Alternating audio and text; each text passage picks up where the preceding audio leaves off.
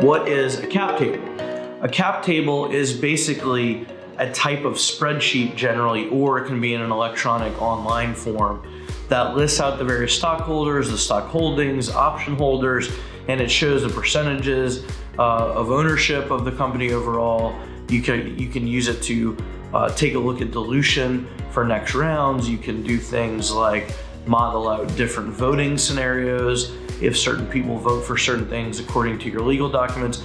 But a cap table is basically an electronic tool of some kind that people are going to be using to look at the ownership of the company and model out different effects. Now, the important thing to keep in mind is that generally speaking, your quote cap table, unless it's maintained in an electronic database and it also is your stock ledger, it's not going to be your official record of stock ownership. That is in fact your company's stock ledger, and the actual ownership is determined really by the legal documents evidencing the ownership. So things like stock purchase agreements, option documents, your corporate charter documents with regard to authorized and issued stock and stuff like that. In other words, your cap table is a creation of your legal documents. It's not actually the thing that then determines these. Now you can use a cap table to say we want our legal documents to say this, at formation or as you're doing stuff. You can use it to model out things. But a cap table sometimes is used by people where in the way that they're just recording what they want ownership of a company to be, and they might be like taking shares from one cell next to someone's name and putting them in the column for another one. And that's not the proper way to do this whatsoever.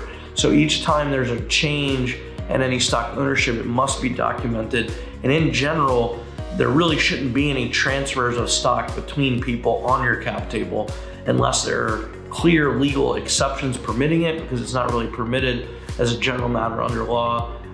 And also it makes for a very messy cap table or stock ownership record. So it's very crucial that you look at this in terms of making sure the legal documents are done first, and that your cap table that you provide people is a reflection of that, not the other way around. If you are tracking ownership of your corporation solely in spreadsheets or some kind of scratchbook or notepad or something, that can make it very difficult, if not impossible, for you to get funding later.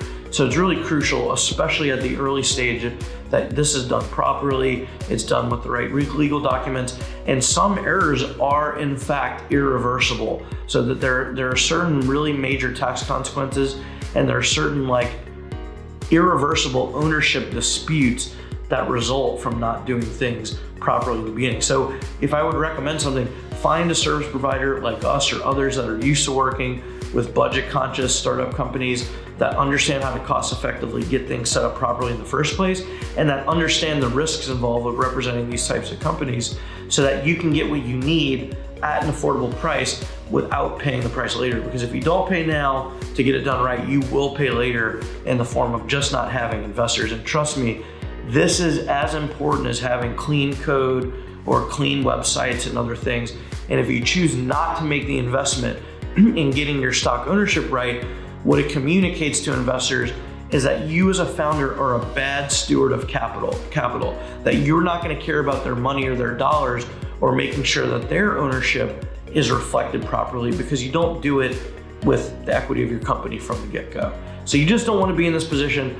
I've seen a lot of good, well-intentioned founders decide to cut corners and be irreversibly banned from raising money because they just didn't get things straight and they look sloppy, and it is an irreversibly bad first impression.